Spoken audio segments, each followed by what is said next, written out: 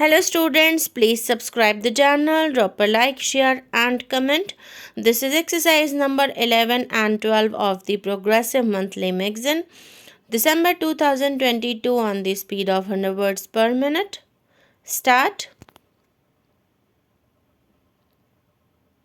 Sir, the more important function that the upper house performs is that it suppresses the separatist forces and affords an opportunity to the states to have their say in national legislation and, in fact, in the debates in the Constituent Assembly. This aspect was put with great emphasis by the honorable members. The second chamber is essential in a federal structure because the House of People, being the representative of the people, obviously the people will have their say there.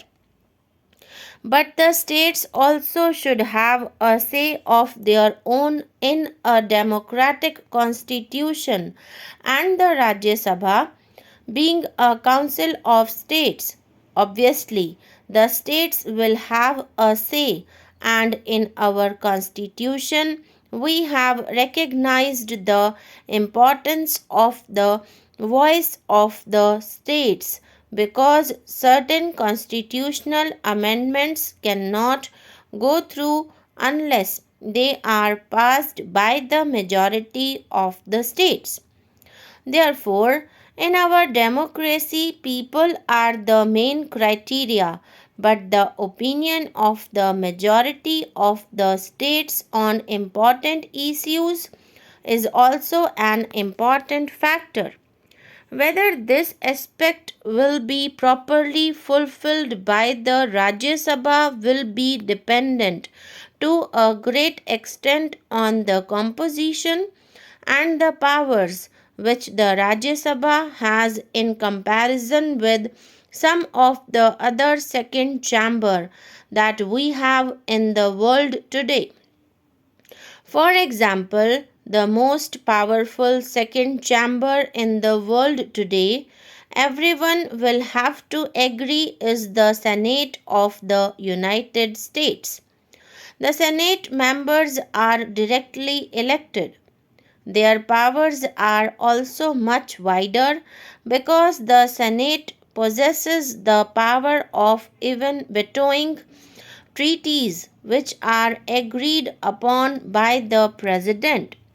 Ratification by the Senate is necessary before a treaty comes into force, and up till now, more than 60 treaties have been vetoed by the Senate.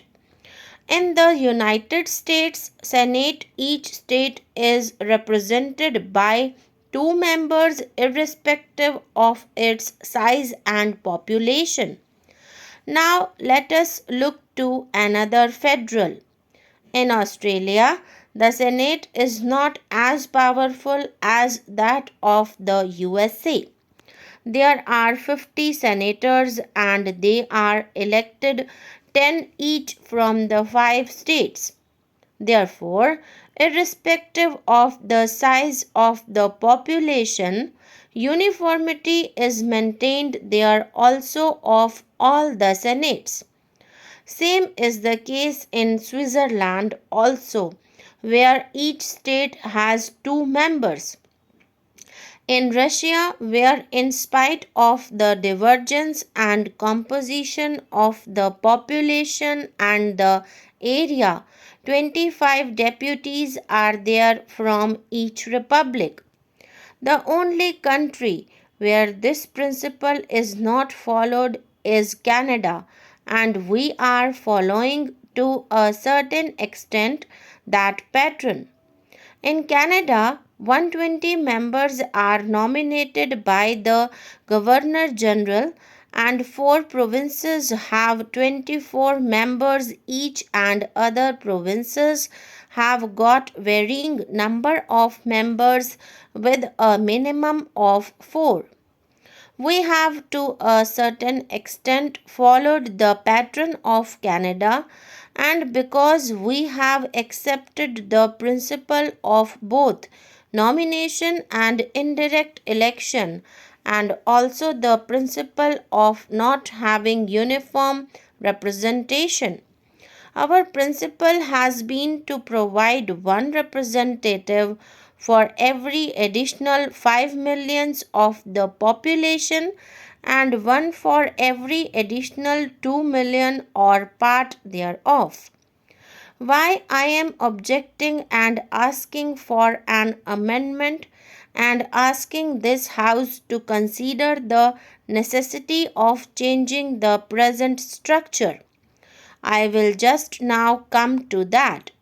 In the House of the People, obviously, the House being representatives of the people, the populous states will have more representatives.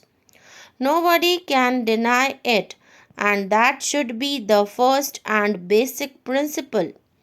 But unless there is another chamber where the smaller states may feel that they are not overwhelmed by the populous states, I think to a certain extent a situation may arise some day when the smaller states may feel that their problems are not being discussed in the proper perspective as it should be discussed. Obviously, at this moment, I will concede that not only the quantity but quality also counts.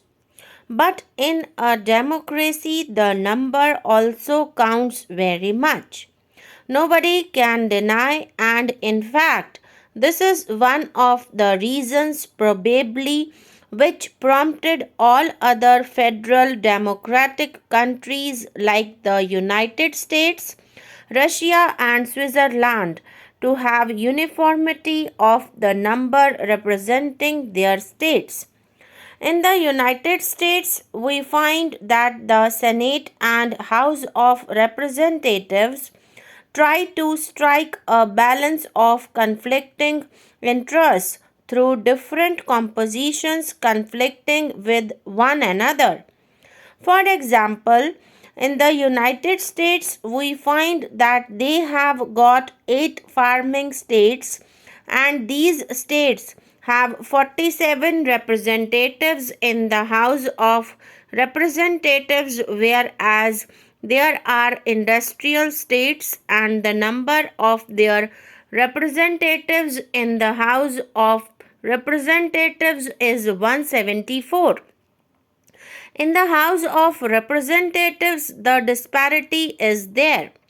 The industrial states may have a dominating voice, and much more time may be taken in discussing the industrial matters.